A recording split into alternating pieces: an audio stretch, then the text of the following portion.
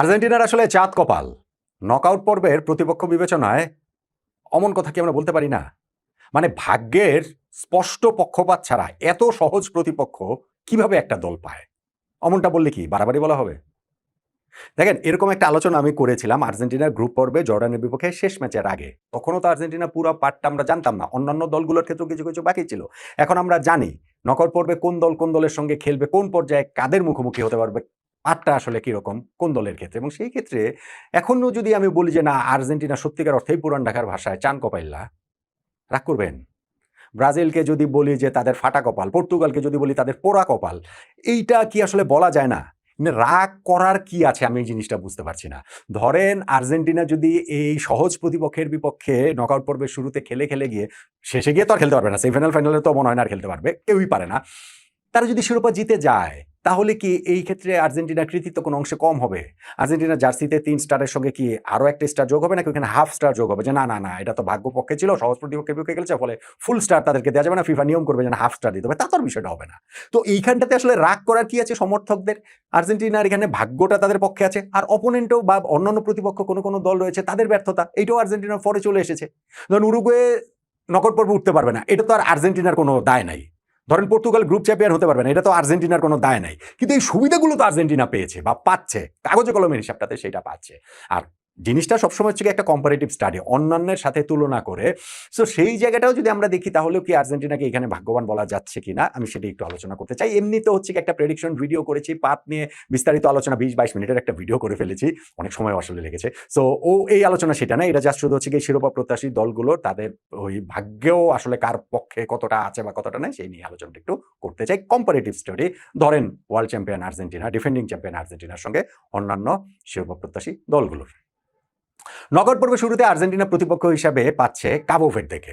অবশ্যই এটা কাবো ভের্দের ক্রেডিট যে তারা নকআউট পর্বে এসেছে, অবশ্যই ক্রেডিট যে তারা উরুগুয়ের মতো দলকে ছিটকে ফেলেছে, অবশ্যই এই দলটা গ্রুপ পর্বে স্পেনের বিপক্ষে ড্র করেছে।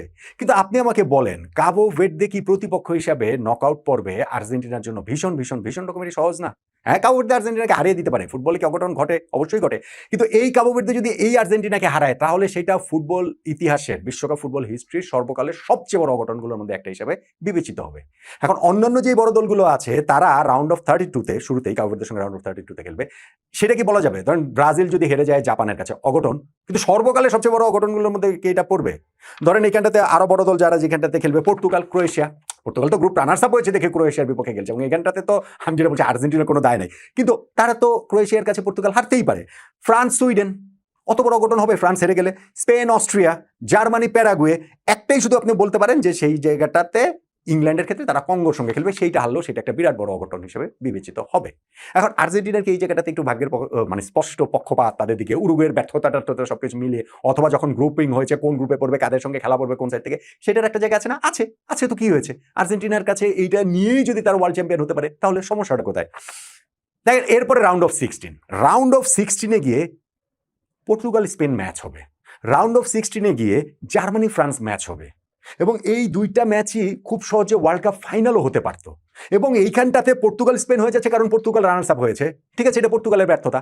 কিন্তু এই যে জার্মানি, এটাতে যখন ড্র হয়েছে তখনই এটা ঠিক হয়েছে যে দুইটা দল যদি গ্রুপ চ্যাম্পিয়ন হয়, তাহলে রাউন্ড অফ 16 জার্মানি এবং জার্মানি ফ্রান্স পরস্পরের মুখোমুখি হয়ে যাবে।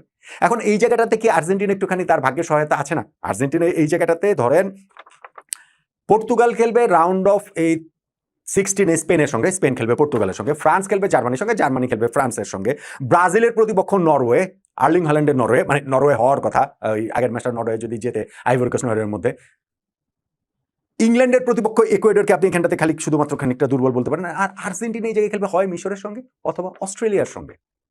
আপনি আমাকে বলেন যে এটা কি মানে একটা একটা তাদের ভাগ্য কি তাদের দিকে আসে না একটু হলেও? অবশ্যই এসেছে। যেমন ধরেন যে মিশর বা অস্ট্রেলিয়া, সেই জায়গাটাতে তো হচ্ছে অন্যান্য দল, মিশরের গ্রুপ তো বেলজিয়াম হতে পারতো, সেই ক্ষেত্রে তো এখানে বেলজিয়ামের মুখোমুখি আর্জেন্টিনা হতে পারতো। অন্তত কাগজে কলমে তো মনে হতো না যে না, এত সহায়তাটা তারা পাচ্ছে।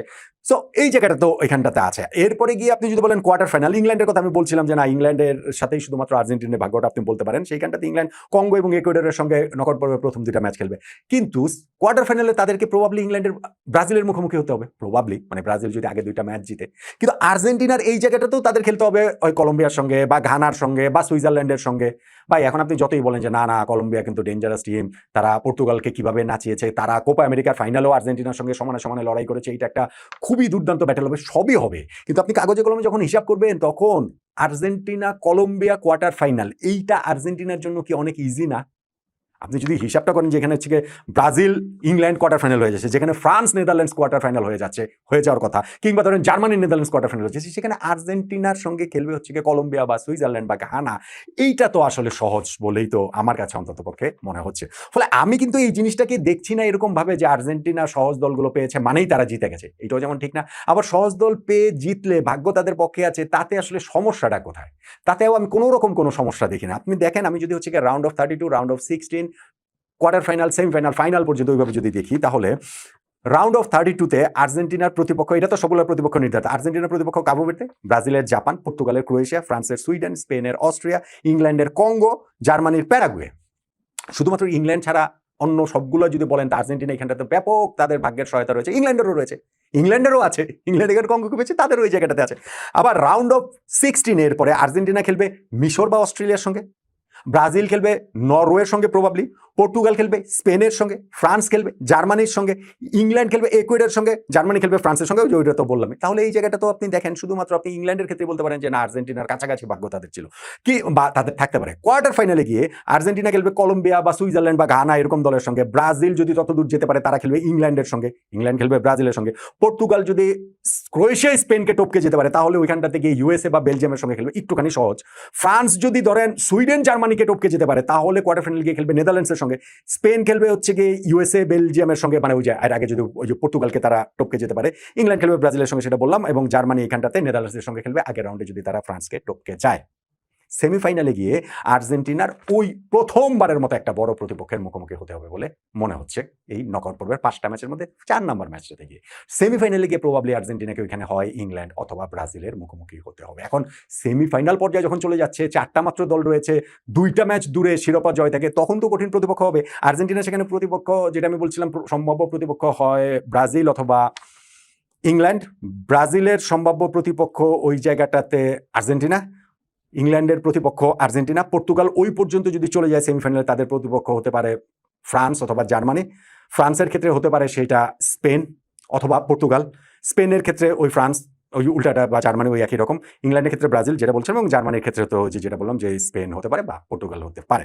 তাহলে এই পর্যায়টা গিয়েই শুধুমাত্র সেমিফাইনালে গিয়ে আপনি বলতে পারবেন যে না আর্জেন্টিনা অন্যান্য দলগুলোর সঙ্গে তাদের মোর অর লেস বেশিরভাগ দলের সঙ্গে কঠিন প্রতিপক্ষ হিসাব যদি করেন, বেশিরভাগ দল মানে কি সেমিফাইনাল মানে তো হচ্ছে 2টা সেমিফাইনাল, আর্জেন্টিনা যদি খেলে সেমিফাইনাল, একটা সেমিফাইনাল খেলবে আরেকটা সেমিফাইনাল, তার মানে এই যে আর্জেন্টিনার প্রতিপক্ষ সহজে 3টা দল, তারা মোটামুটি একটা জায়গাতে আসলে সমতার দলই আসলে পেয়েছে, ওরকম বলা যাবে না, বলা যাবে না।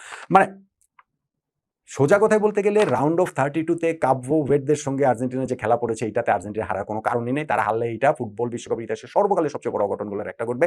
ফলে এই জায়গাটাতে আর্জেন্টিনার সেই সহায়তা রয়েছে, এবং তারপরে মিশর বা অস্ট্রেলিয়ার সঙ্গে খেলবে, তারপরে ধরুন কলম্বিয়ার সঙ্গে খেলবে। এগুলো আসলে আর্জেন্টিনার জন্য খুবই ইজি। যখন আপনি মাথায় রাখবেন রাউন্ড অফ 16-এ পর্তুগাল, স্পেন, জার্মানি, ফ্রান্স মুখোমুখি হবে, যে রাউন্ড অফ 16-এ হয়তো আর্জেন্টিনাকে মিশর বা অস্ট্রেলিয়ার সঙ্গে খেলতে হবে।